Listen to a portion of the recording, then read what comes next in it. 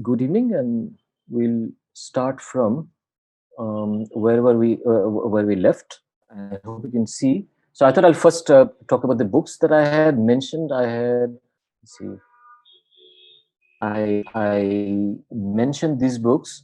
Uh, there may be, this is not an exhaustive list, but these are the books I really like, and I think they are perfectly suited for BSc students who are physics students and who are taking astronomy, astrophysics.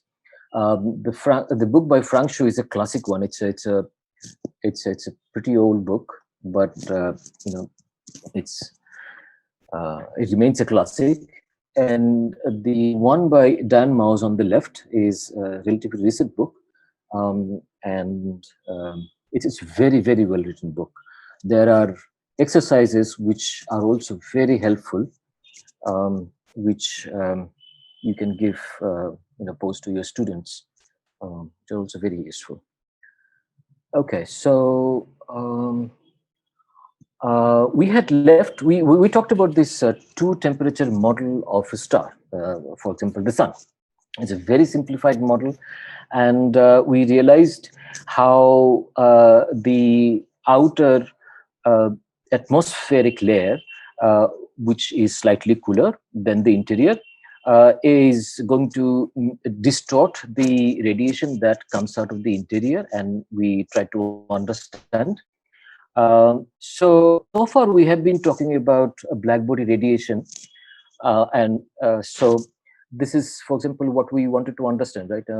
If I go back to this, so we wanted to understand why the spectrum of the sun, for example, has some deviations in certain wavelength, and of both kinds, sometimes absorption, sometimes emission.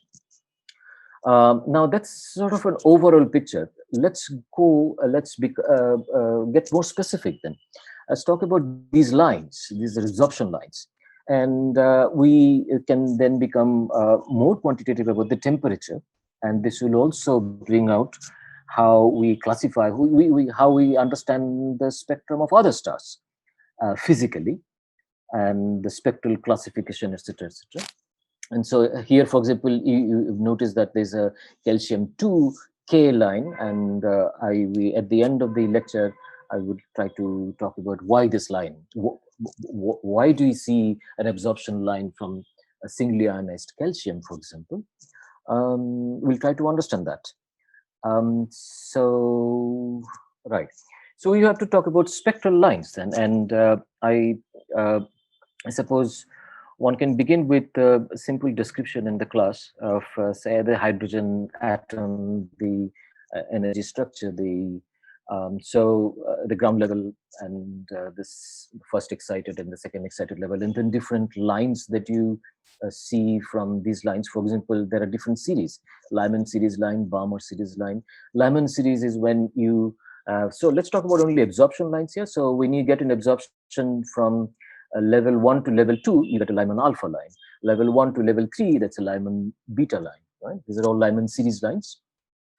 And Balmer line is when the Balmer alpha, which is usually written as H alpha line, that's from level 2 to level 3. And this appears at 6,500 angstrom in the red. Lyman alpha is in the UV, that's 1216 angstrom. Um, um, so that's you don't really see that. There are reasons for this. Alignment. So H alpha, for example, this line, Balmer, this first line of the Balmer series, we'll try to understand in particular this line. Now, so you see these lines, and in the atmosphere, in the spectrum of the stars, and one wants to understand why do you see certain lines in certain cases. So let me see. So the spectral lines, I suppose you can talk about why do we see certain spectral lines and not the other lines, and talk about the problems from quantum mechanics, the constraints from quantum mechanics. For example, so let me see. the question is this: why do we see certain spectral lines? So there are reasons, right? So one reason is that, for example, when we talk about the Balmer line, the H alpha line, right? H alpha line and in the red, in order to have this absorption line, the hydrogen, this is the energy structure. So N is equal to 1, 2, 3.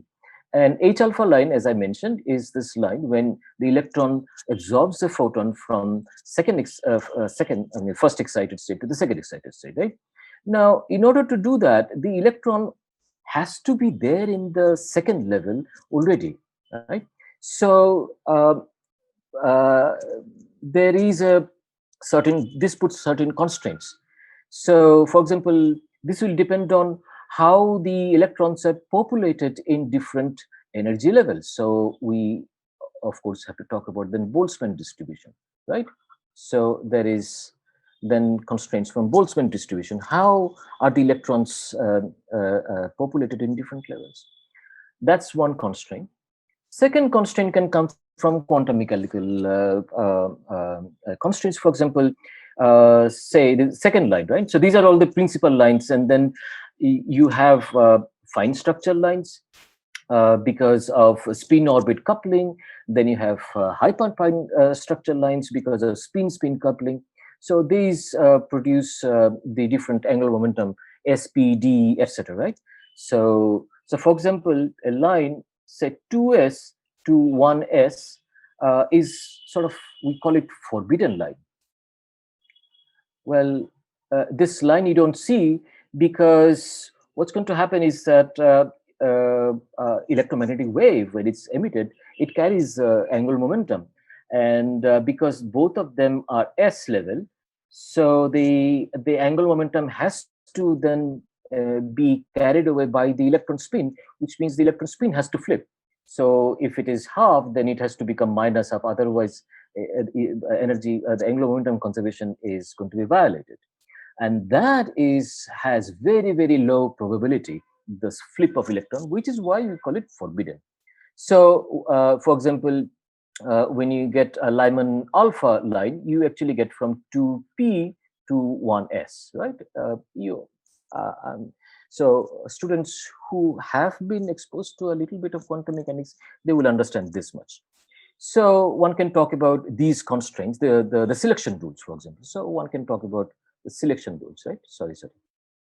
Sometimes I get, oh, what happened? Sorry about that. Let's see.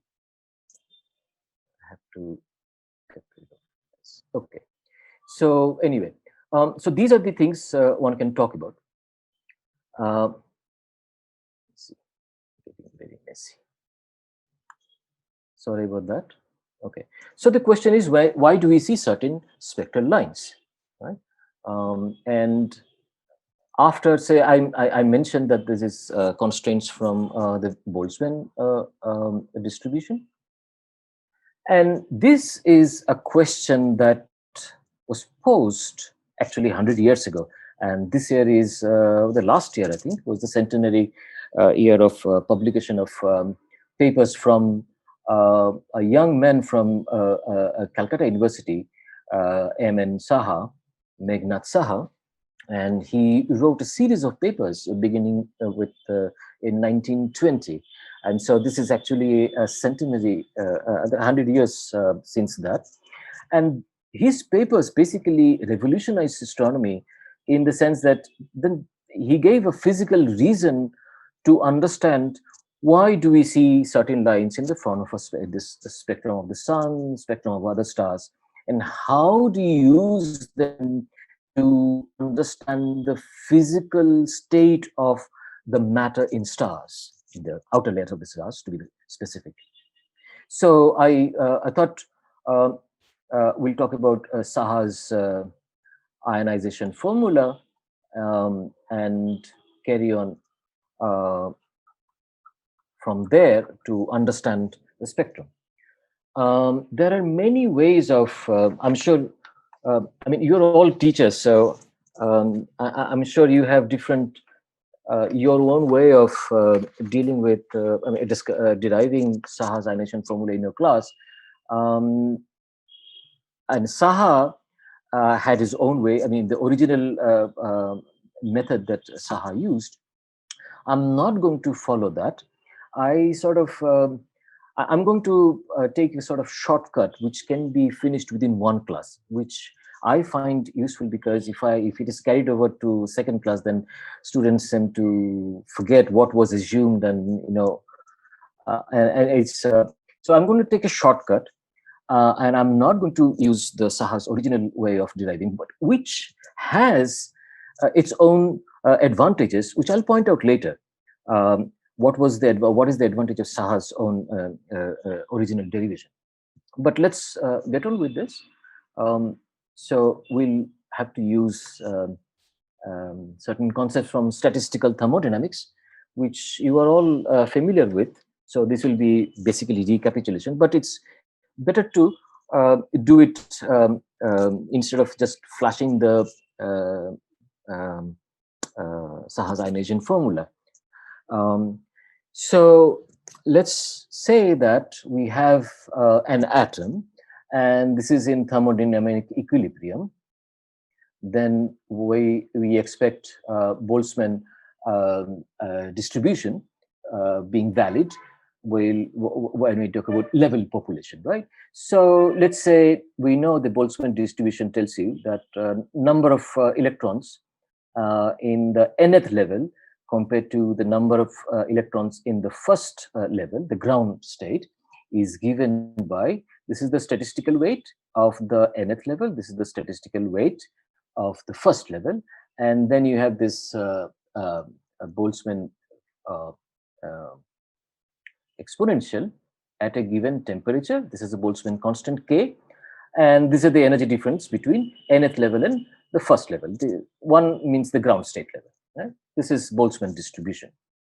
Now I'm going to talk about the ith ionization level. Okay, so we're going to talk about ionization of atoms. So let's talk about ith ionization level. Means I number of the electrons have been lost from an atom. So we'll call it ith ionization level. So that is also an ion. So we have an ion now. And so that will also, like neutral atoms, it will also have its own energy levels. So now, since I'm going to talk about this ith ionized ion, I'm going to add a superscript here, mention that these are all, I'm talking about the ith ionization level.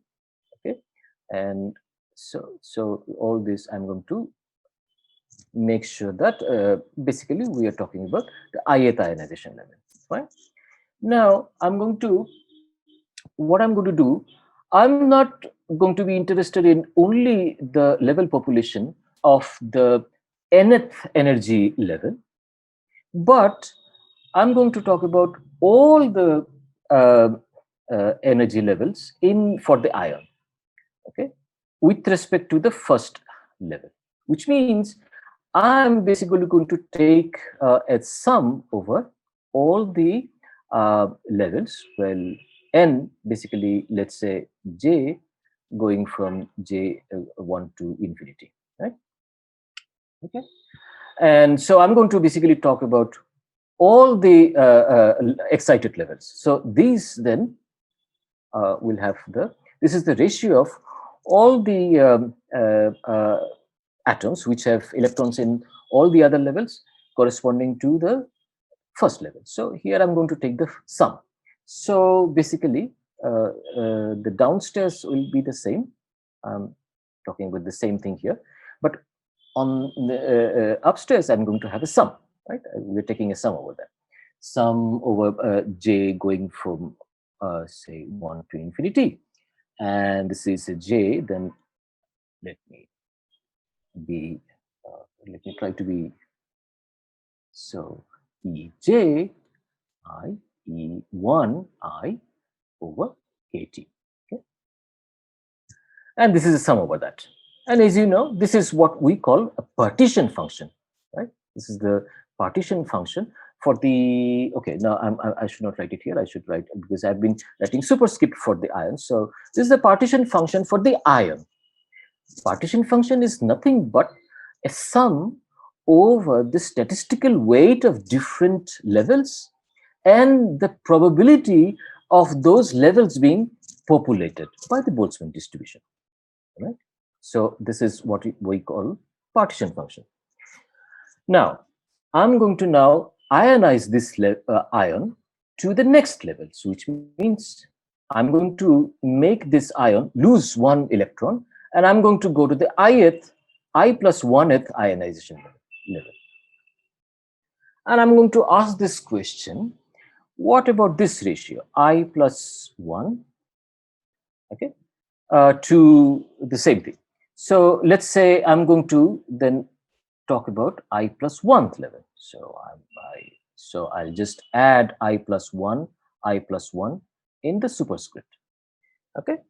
And I'm asking for the ratio of I plus 1th level, all the population levels, and with respect to the first level of ith. Okay, let me here, but it's not complete yet, right? When I talk about I plus 1th level, then I have to then multiply. Remember, I have lost an electron here. When this ion in the ith level has lost an electron, only then it has reached the I plus 1th level. So I have to multiply by the similar sort of sum over the electrons levels, right? And the sum is not going to be a discrete sum anymore, because this electron is unbound. It's gone into the continuum. It can have any kinetic energy that you want, right? It's not going to be discrete sum. It's going to be an integral.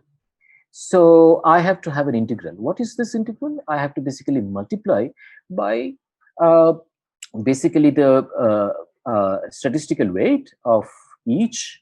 These are all continuous levels, right? And similar thing. So basically, again, there will be a Boltzmann distribution, but this is going to be now an integral, because this electron has become unbound, and so it can attain any kinetic energy, right? There are no levels anymore, right? So then this is going to be this integral. I have to then multiply here. This goes here, this goes here, because I'm now going to talk about this I plus 1th level. Okay, let me tidy up this a little bit, because I can write it as a I want to introduce the ionization potential of this ith level, and that ionization potential is defined as, this is the ionization potential of the ith ion, which is defined as nothing but the energy needed to take the ion from the first level of the ith state to the I plus 1th state. That is the energy that you need to ionize from ith to I plus 1th level in the first ground state. And this is the ionization potential. Right? Ionization potential is nothing but the energy you need from that you need to go from one ionized state to the next ionized state. Right? So I can write this. So in terms of this, I can write. Let me write Ej I plus 1 minus E1 I, which is what I have here, is equal to Ei plus 1 J minus E1, sorry, I plus 1 plus the ionization potential. I have just rewritten this in a slightly, I just rearranged it. And this is, remember, this is what I have here. Okay, so that I'm going to write this equation in a slightly different manner. Just rewriting, I'm not doing anything, I'm just rewriting this. This is the same ratio And so I have this partition function. Oh, now the partition function here, I should have written the subscript of, I've changed the subscript everywhere, but I forgot to change the subscript here. So the partition function of I plus 1, and here I still have the G1 I, right? And I'm going to have an extra, the exponential factor here. And then I'm going to write the integral e to the power minus e kt dpe. Okay, this is the equation.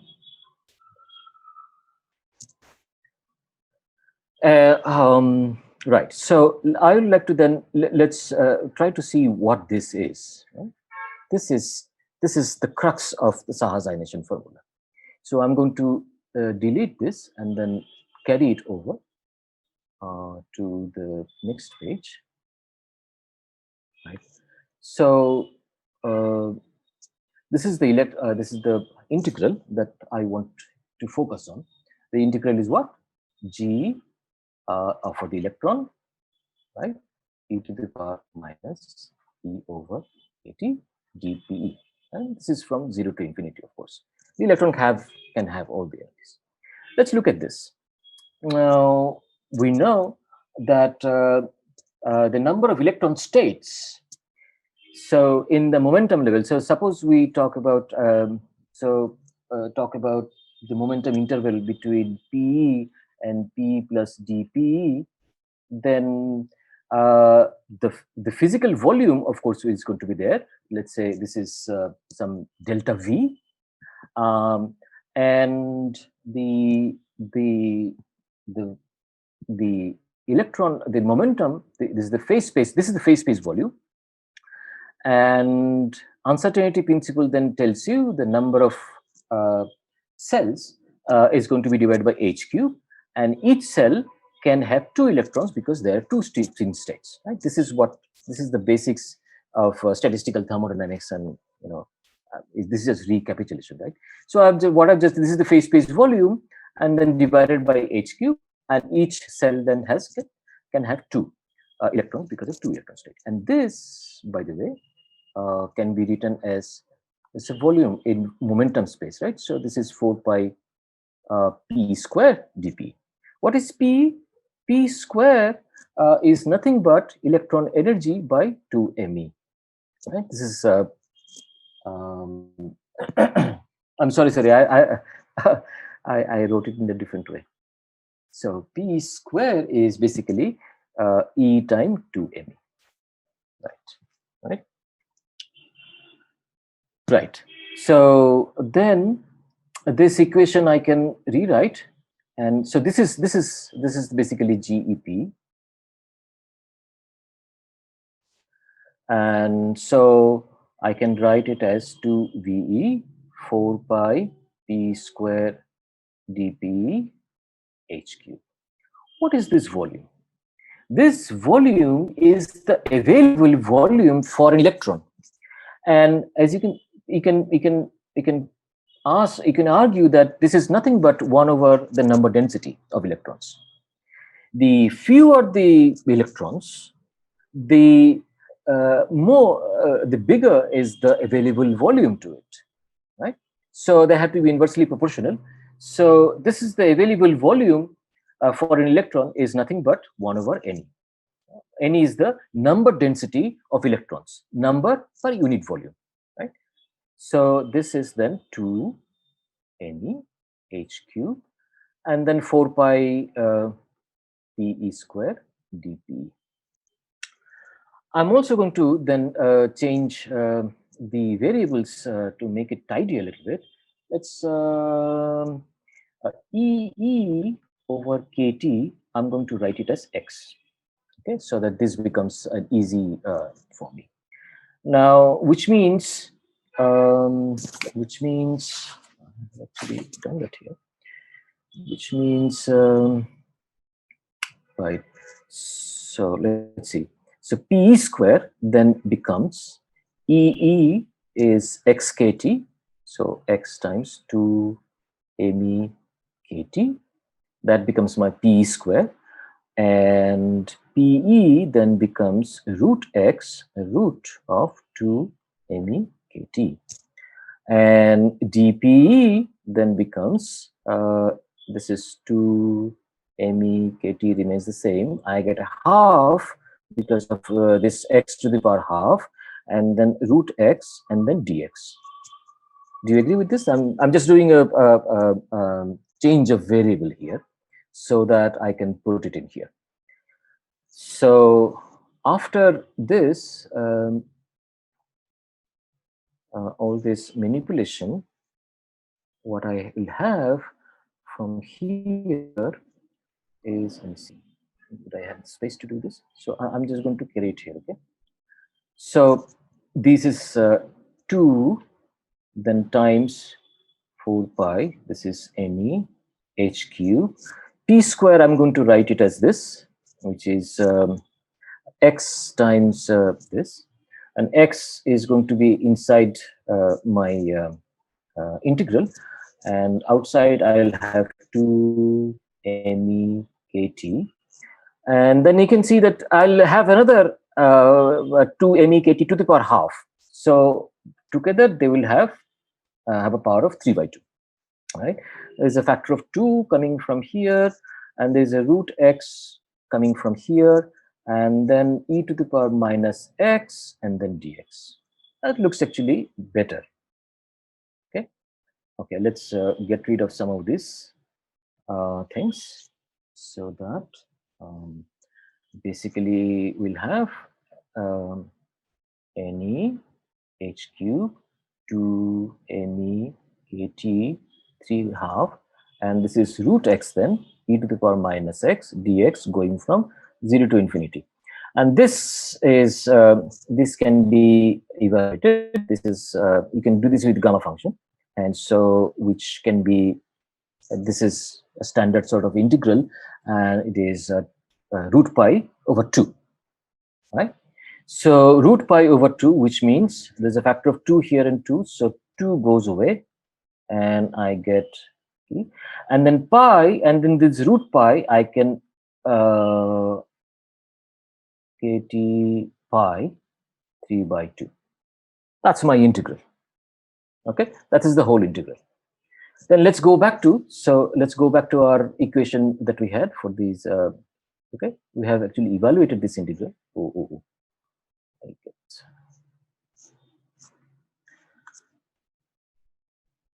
What I found is that, when I actually derived this in the class, and not just tell them what Saha's, without any assumptions, there is a greater degree of satisfaction on the students that yes, I mean, we got it. So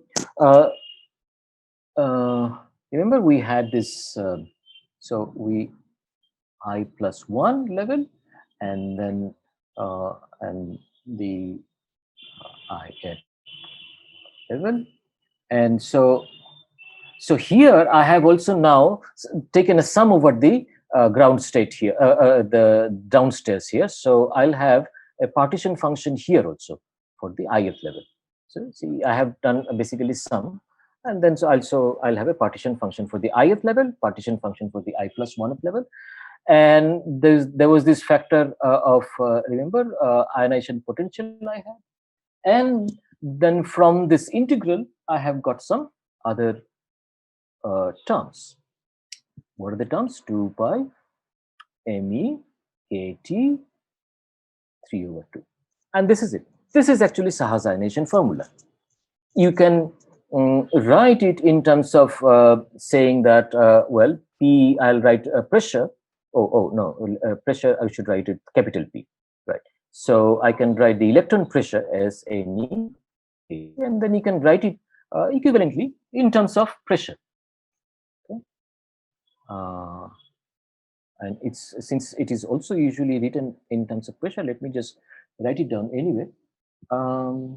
Right, so if you can do some algebraic manipulation, and ultimately what you will get is a factor of 5/2 here, and it's a pressure term, and 2 pi ME over H square you can introduce here. Okay, so this is basically Saha's ionization formula.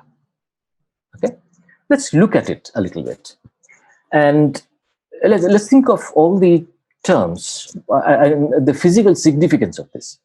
Why is this here? This is easy to understand because we're talking about the relative population of I plus 1th ion to ith ion. Of course, that will depend on the ionization potential.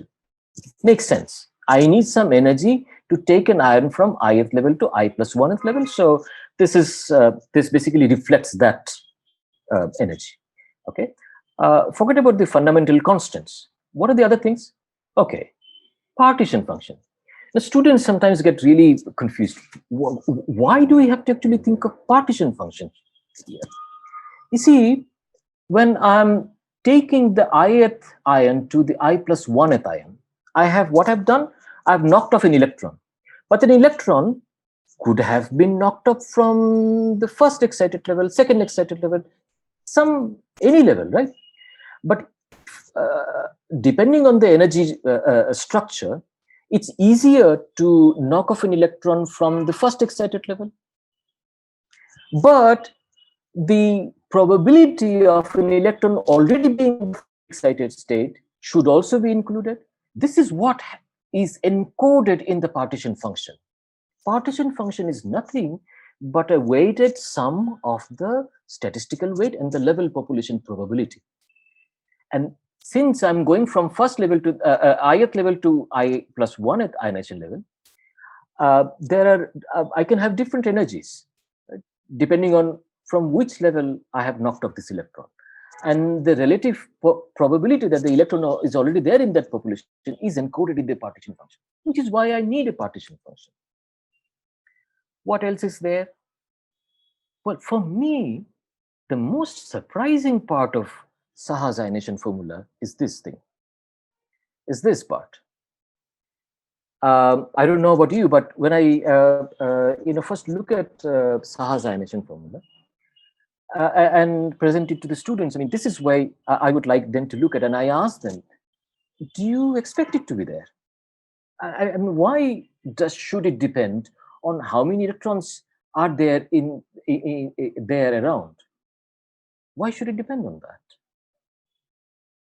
And in fact, if you look at read Saha's thoughts, Saha's original papers, he's thinking about all this, and this is where actually I think Saha's original method of derivation is slightly more transparent. I have taken a shortcut.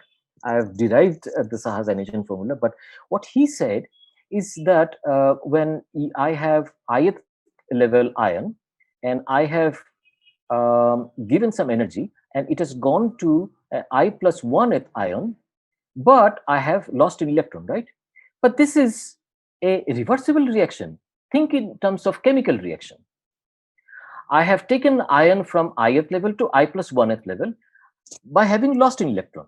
But it's possible that the electron and this I plus 1th electron ion will recombine to give me an ith level ion. And in fact, Saha was thinking of chemical reactions. If you look at his papers in 1920, he's talking in terms of chemical reactions. Okay, that's the language he had used. And in his book, for example, and he derived the Saha's ionization formula by considering an equilibrium between these two reactions. It is going in this direction and it's going in this direction also. And then you can make sense that, well, the more that I have, the more electrons that I have outside, then this reaction, the recombination reaction, becomes also dominant, and they will recombine back to the first ith level. And so it becomes difficult to take it from ith level to I plus 1th level. Okay. And so I think it's important to tell the students that, you know, what's happening here is a sort of a reversible reaction here, a chemical reaction. You think of ionization as a chemical reaction, and that is why it is there. And this is very, very crucial.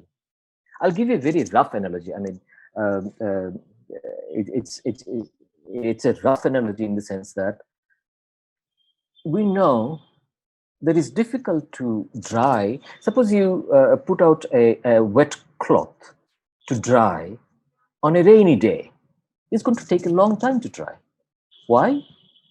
Because there is on a cloudy day, rainy day, the air is already humid, and so for drying a cloth, you need evaporation. But this water vapor has to go to the air. But if the air is already full of water vapor, you're not going to dry it very quickly, are you? So, well, I mean, drying a cloth is not a phase transition. It's not ionization. So that's why I said it's a rough analogy. But something like this is happening. I'm trying to take it from ith level to I plus 1th level, but there's already a lot of electrons available. That's going to inhibit the ionization process from ith to I1th level because of this reverse reaction. Am I? So I'll stop here for a second. So to take any questions if you have. I mean, this is actually the most surprising part for me in Saha's ionization formula, and I take a bit of time to tell the students here, and then I see that they become more interested when I talk about the physics of what's happening between different terms. Right. So for example, hydrogen. I don't know what's happening. Okay, for example, for hydrogen. So for hydrogen, if I'm going, let's talk about ionization of hydrogen. So this is, say, the neutral hydrogen, and this is the ionized hydrogen. For the neutral hydrogen, what is the partition function of neutral hydrogen? Can anybody tell me? Of course, it will depend on the temperature, but say roughly. So I'm going to denote neutral hydrogen at H1. It's just H. Okay, H1. There's a Roman numeral 1, and so H1 or when I say 1, Roman numeral 1 for any atom, that will be the neutral state, and so the ionized state will be H2. Helium, for example, this is the neutral helium. This is the first ionized level, singly ionized helium, and this is the doubly ionized helium, like that. That will be the sort of notation I'll use, and the notations we astronomers use. So the partition function is, can anybody tell me typically what is the partition function, the value of the partition function for neutral hydrogen? Remember, partition function is nothing but it's a statistical weight, right? Of so going from Ej minus E1 over KT. See, most of the time, and the Gj is nothing but, say, 2n square, right? This is the principal quantum number. So the first state, first level, the ground level, has got a weight of 2, and most of the time that has got a largest weight, right? And depending on the temperature, so the second level has got 2n square, which means n is equal to 2, which means 8, but then the probability will be lower, right? So roughly you can say this is of the order of 2 for neutral hydrogen, because the ground state has got most of the weight, right? And for ionized, the partition function is basically 1, because there's no electron here. Okay, and then you can use this, and then and so when I use this for hydrogen, then what you can get, so I can actually find out. I have to get out of this sketchbook and then show you my, so this is Saha, and right now this is the ratio of hydrogen, say, at a given pressure. I'm going to, this is assuming some sort of a pressure of electron or number density of electron. And this is the ratio of ionized to the total hydrogen. The total means the neutral plus ionized. All right. This is the Saha's ionization formula then, as a function of temperature. Can you see the screen? Yeah, we can see. Yeah. Right. So as you can see, as I'm increasing the temperature, it's getting more and more ionized. And Saha's ionization formula for the first time gives a quantitative estimate of what is the ratio of ionized hydrogen to neutral hydrogen, or say the total hydrogen, which is neutral plus ionized, as a function of temperature at different temperatures. Notice one thing. This ratio is reaching about half, a value of half, around a temperature of 10,000 degrees, around. Which means if I take a hydrogen gas and I keep heating it up, half the hydrogen will become ionized, half the atoms will become ionized at a temperature of around 10,000 degrees. This is, then I get a quantitative estimate from Saha's ionization formula, which is why this is so very important, and which is why Saha's papers were very crucial. Now let me ask you a question. At 10,000 degrees, we know the typical thermal speed of electron and typical energy of the thermal kinetic energy of the electrons. If you work out at 10,000 degrees, the typical energy of an electron is of the order of 1.3 eV. Okay, you can work this out. You can just find out, say, so mean energy is of the order of kT, right? And if you put kT is equal to in terms of eV, you will find that this is of the order of 1 eV. Now I have a question. Hydrogen, the ionization potential of hydrogen is 13.6 eV, which means it takes 13.6 eV electron volts to ionize hydrogen.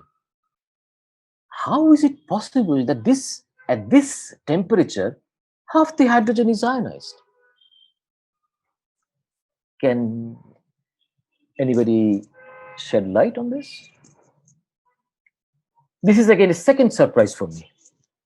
When I look at the quantitative and I plot it out, and then I see that, why? Anybody? Does it has to do with the collision between the electrons at 10,000 Kelvin and the hydrogen atoms? Yes. So this is what is happening here. It's basically collisional ionization, right?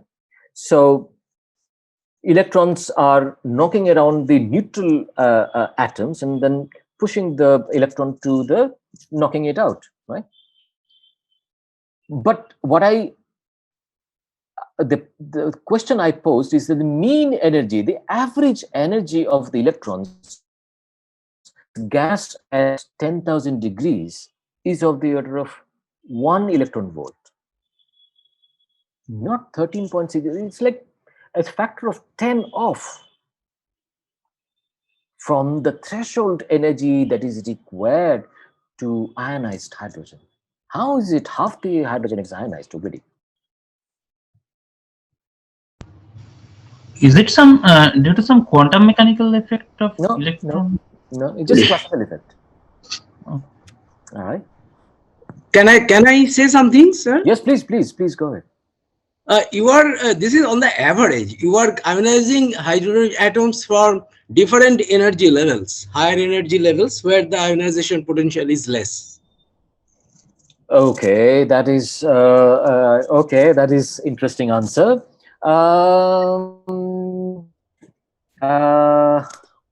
But most of them are going to be in the first level. That's a partition function is taking care of that.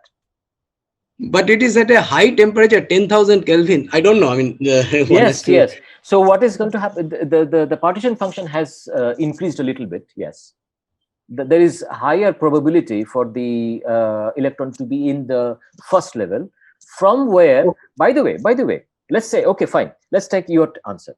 The first level is separated from the ground level by 10.2 electron volt.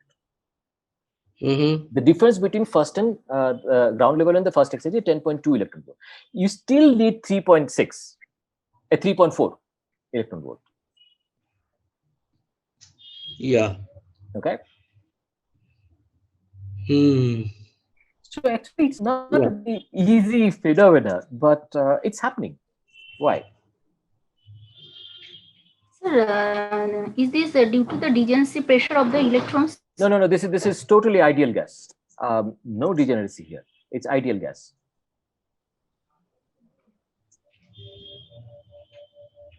Okay. The crux is in the adjective I used, average energy. The average energy of electrons, yes, it is of the order of 1 electron volt. But who says there are above average electrons? I mean, look at the Maxwellian tail. It's the electron, the energy distribution of electrons is going to have a distribution, right? So the average electrons cannot do it, but there are many electrons in the Maxwellian tail which are much above average. So it's those energetic electrons which are doing this job. Okay. So it makes sense, but it's just that, I the way I posed the question, it was slightly tricky, but it was this, anyway, let's go on. So what I'll do, sir, small question, sir. Yes. Does it mean that we are talking of some relativistic electrons here? No. Just see, Maxwell distribution will have even classically.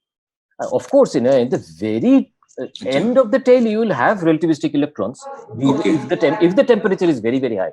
But you don't have to go even there. You can just go slightly into the tail, and you can do this job. Okay. Thank you. Okay. So let me go back and then go back to my tab. I'm sorry. I want to do this. No, sorry. Okay. So let me see. Let's go back to. Let me get rid of this. Okay. So now, so what I had. So I want to understand then the question that Saha had posed. Why do we, or we had posed in the beginning, is why do we see certain lines, right? Why do we see certain spectral lines? So, and we had in mind, we want to understand the existence of the H alpha line, which means it's 2 to 3. The electrons are getting absorbed from 2 to 3, right? So I have to have the electron first excited to this level, and then it can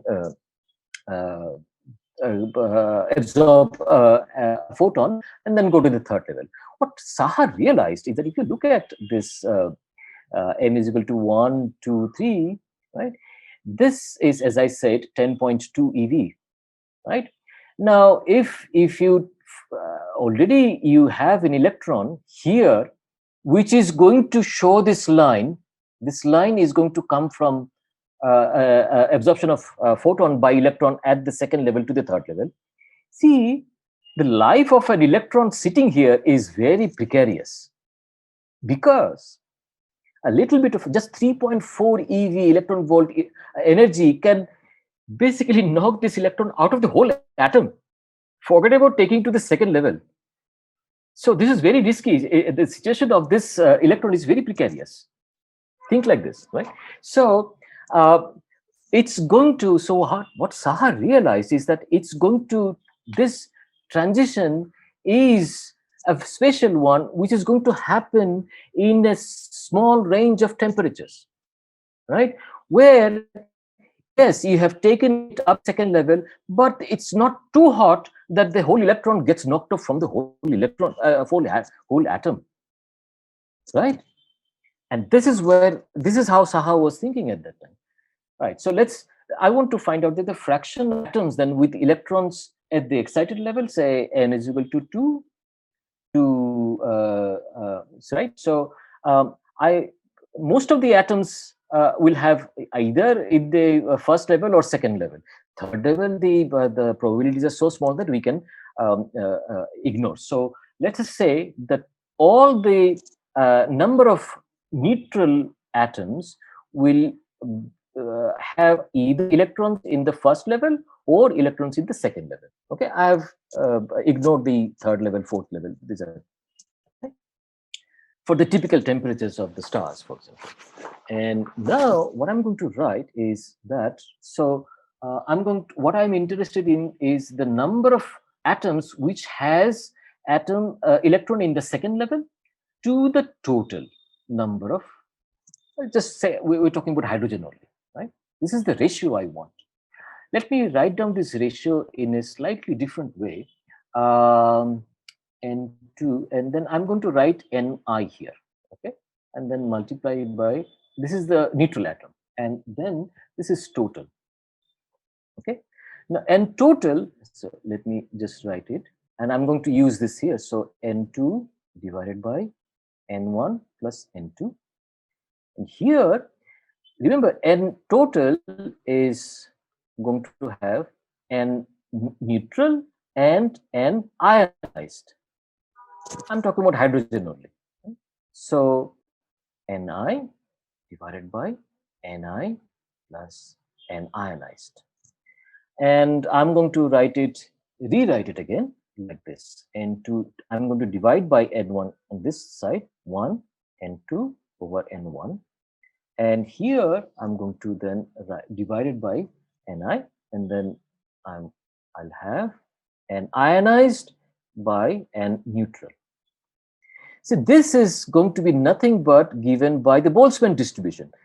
N2 over N1, you know, that's the relative population of N2 over N1 is just relative Boltzmann distribution. And this is going to come from Saha's ionization formula. The relative population between first ionization level and the neutral level, right? Now, remember, I showed you this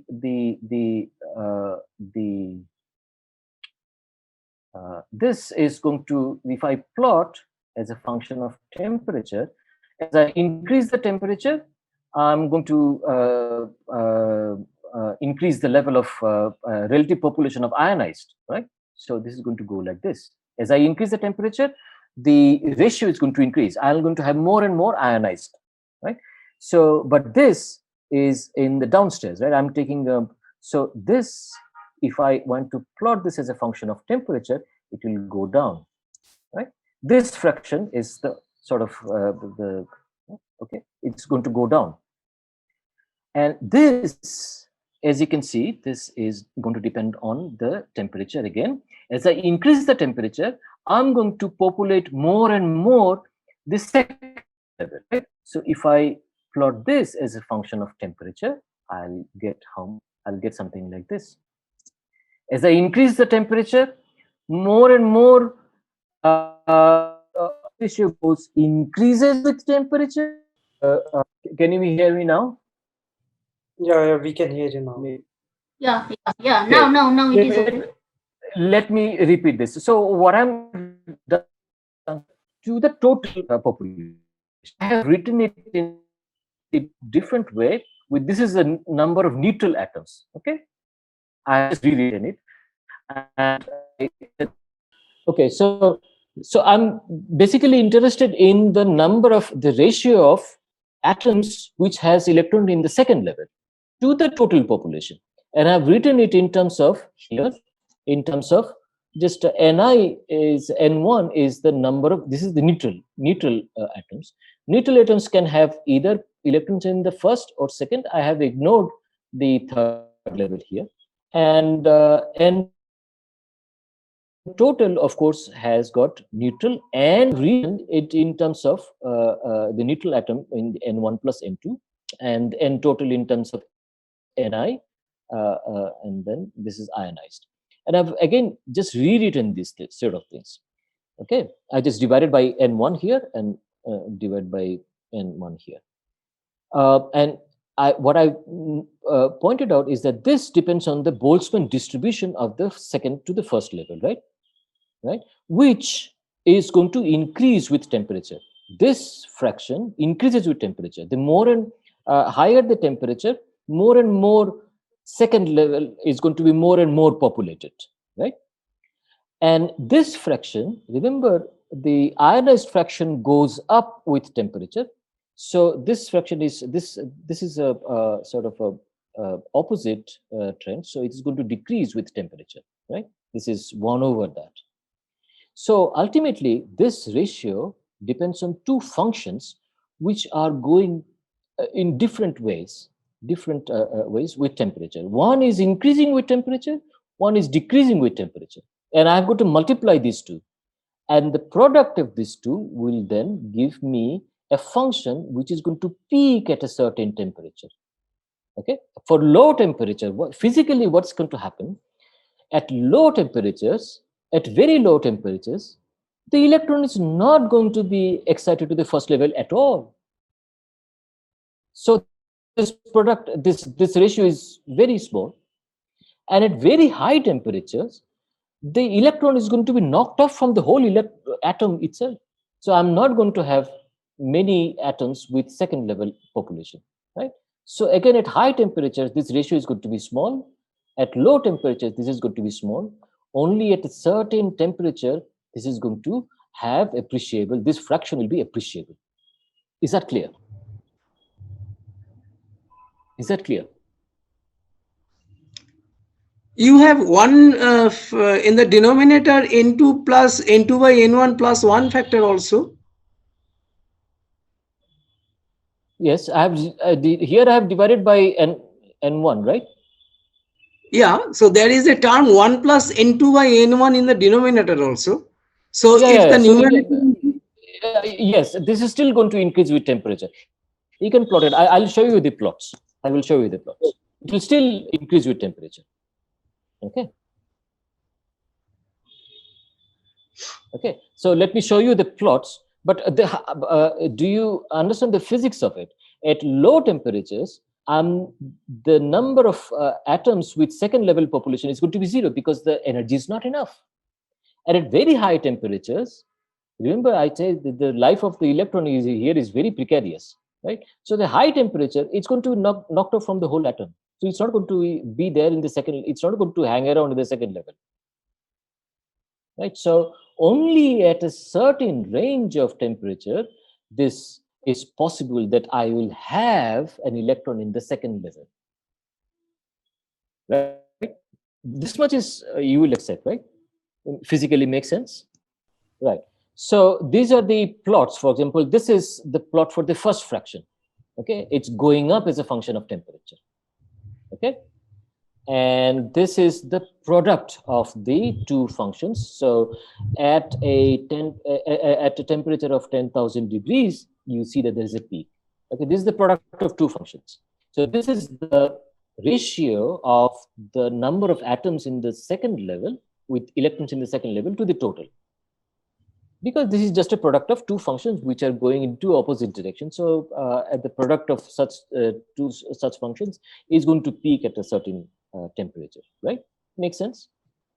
And so this is how Saha realized that H alpha line, the red line, is going to be visible only for stars with a certain range of temperatures, which means if I see this line, if I detect this line, it tells me the temperature of the star, right? So these are the, for example, different, so let me show you the whole screen.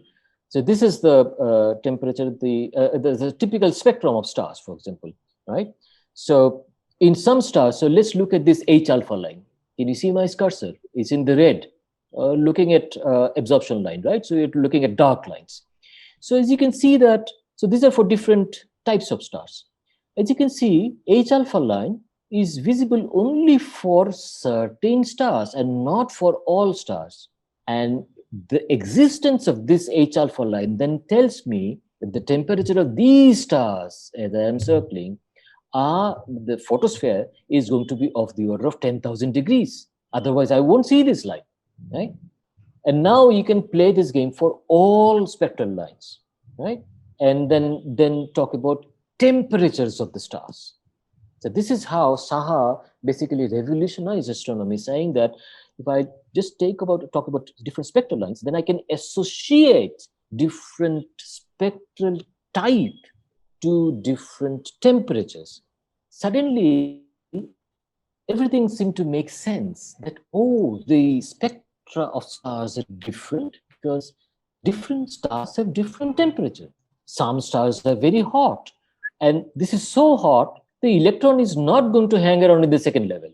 This O star, for example, we call them O star. Right? And then certain stars are so cool, for example, the G5 or K and M stars, so cool that the electron has not been able to be excited to the second level. So if it is not in the second level, how is it going to absorb the H alpha line? It's not possible. So you won't see this line. Suddenly, he put the stars. So these are the spectral classification people had in some arbitrary manner, A, B, C, D, E, F, G. Suddenly, after Saha's work, we know that there's a temperature sequence, and whatever was called the O type seemed to be the hottest type, which surface temperatures of the order of 40,000 degrees. Then comes the B stars, A stars, F stars, G stars, and so our sun is a G star, right? And its temperatures of the order of 5,700 degrees, right? And so this is how spectral classification makes physical sense in terms of temperature sequence. Okay. Remember, now we talked about, I mentioned the calcium singly ionized Ca2 line. These are the K and H. Okay, let me K and H lines. So these are the lines which are very prominent for let's say this is sun. For example, in sun, you see these two lines being very prominent. And today it's a bit late, so maybe you can carry it forward next time. Why do we see Ca lines? Or maybe I can just write it in my notes, so you can look at that. Either way. But before we leave today, I want to ask you a question.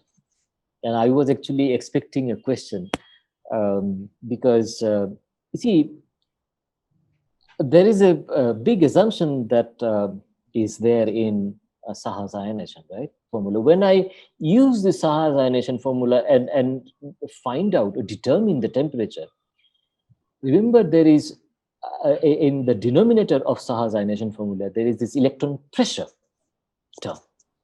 If I don't know the electron pressure, I cannot determine the temperature, right? Now, at this point, I ask the students, well, how do you know this?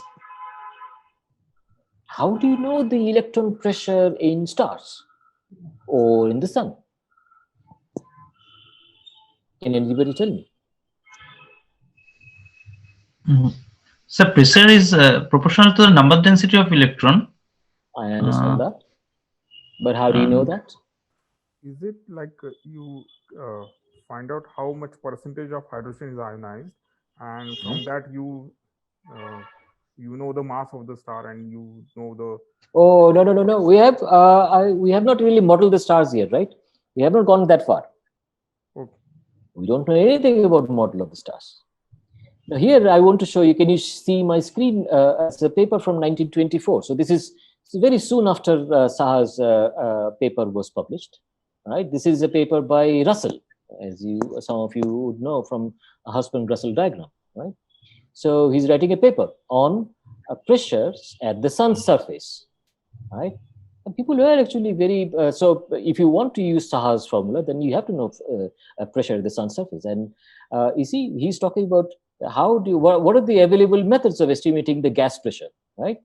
I'll go to the second page. And he talks about pressure shifts in the Fraunhofer lines, and then he says this is not really useful. Then he talks about second, the sharpness of, can you see this? The sharpness of the lines, and he talks about some observations here by somebody named J. Evershed, right?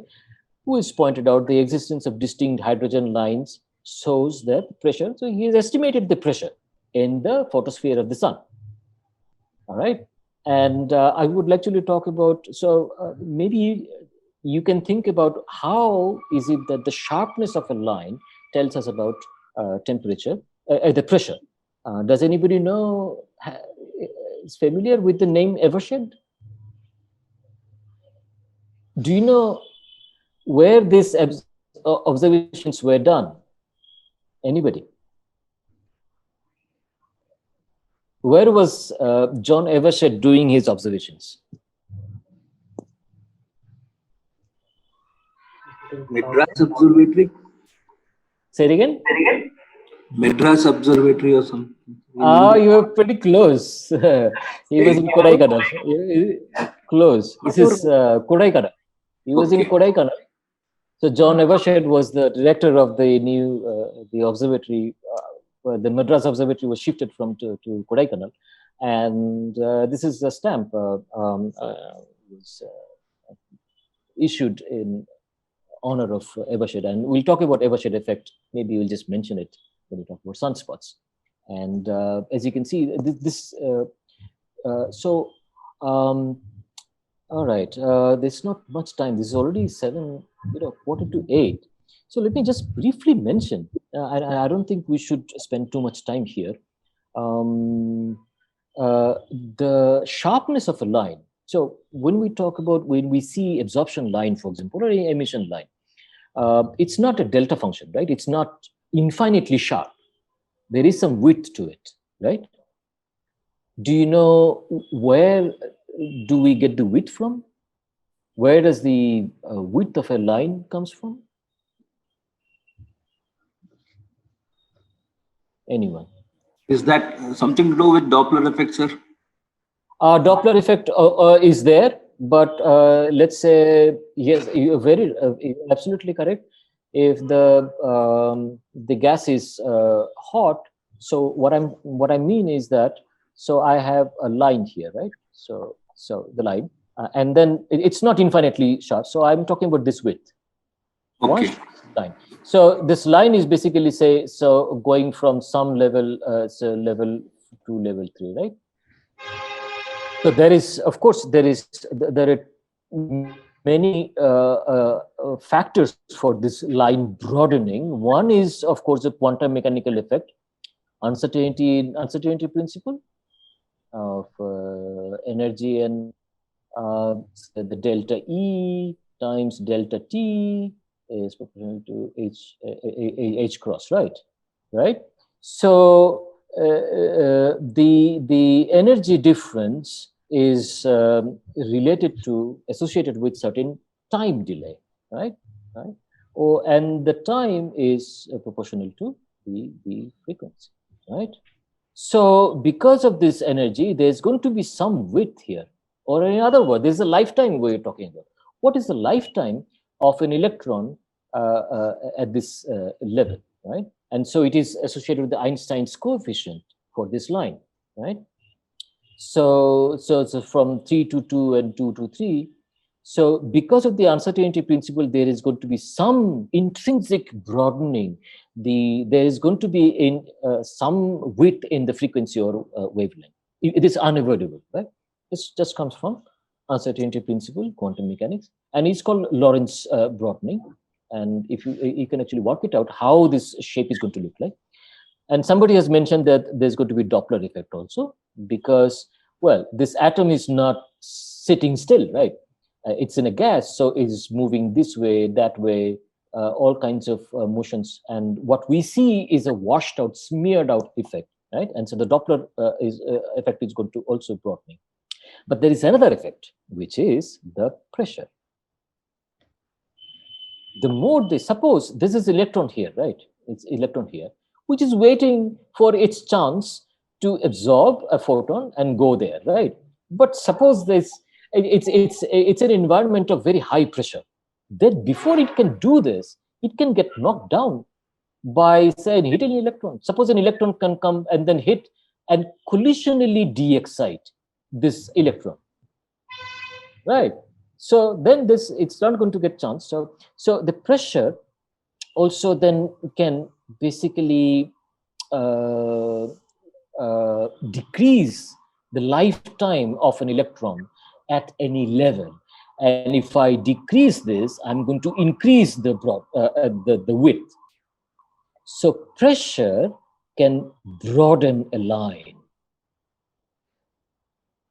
Okay, so if so, that's why, remember. Let's go back to this paper that I mentioned. Evershed basically realized that if the line is sharp, that gives me a upper limit on the pressure.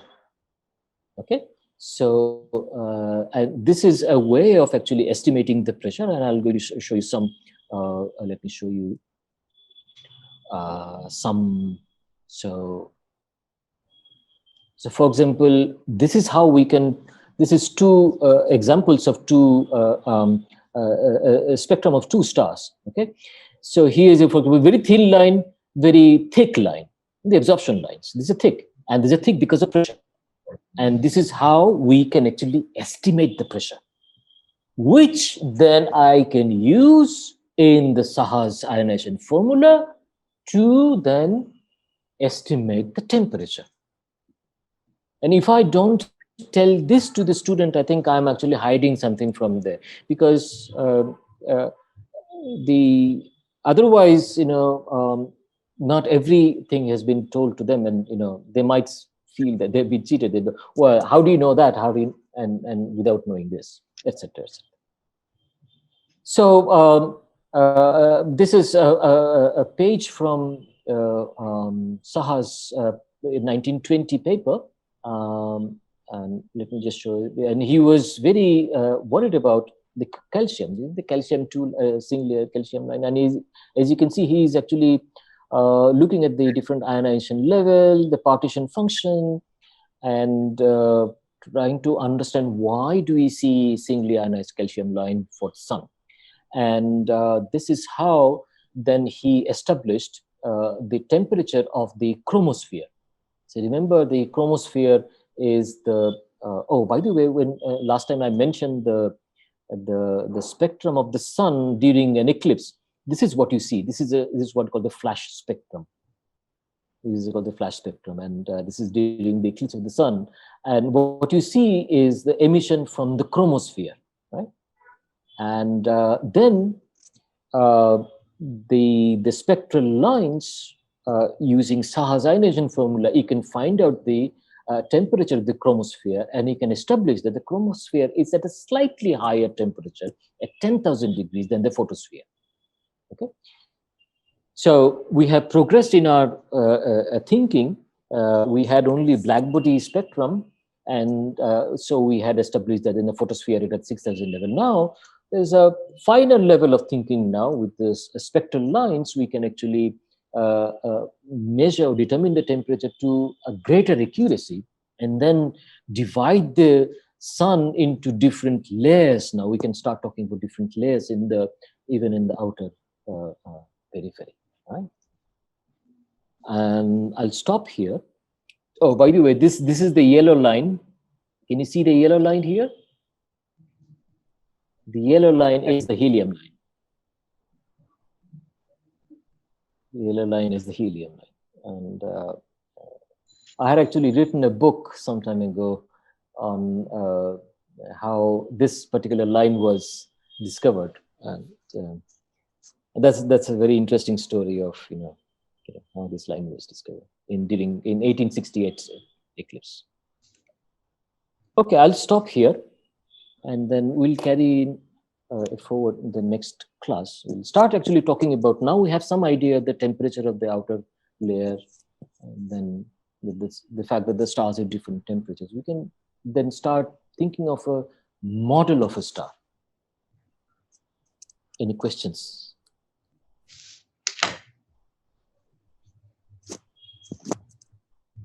I will write up today's whatever I have done, and upload the PDF file for today's part. Sir, I have a question. Yes, please. Yeah, when you do this integral, when you calculate this contribution of electron to this Saha's equation, Yes. you took upper limit Yes. to infinity for momentum. Yeah. But why we don't consider this relativistic? I see. The good question. See, this integral is not going to be very important. If you look at the value of this integral, it's going to die down very quickly with e to the, there's an exponential factor, e to the power minus e by kt, right? So unless if the temperature is of the order of 10 to the power, say 10 to the power 8 or 10 to the power 9 Kelvin, unless you are talking about that high temperature, relativistic corrections need not be there. And we're not talking about stars then. I mean, there's no star which is hotter than say 50,000 degrees. So we don't need relativistic correction for stars. But yes, in general, you are correct.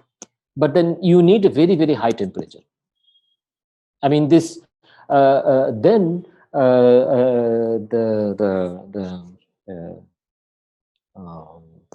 half MeV square has to be of the order of the rest mass energy of the electron, which is MEC square, right? Yeah. That's when you say that, well, I need a relativistic correction. Okay. And you can find out what temperatures would correspond to that, and you will see that the temperature you need is of the order of 10 to the power 8 Kelvin. Okay. Which means like 100 million degrees Kelvin. Okay. Right. Thank you. Sure. No, it's good to ask this question and good to make sure that we are not missing out something. We are not hiding something. Sir, one question. Yeah.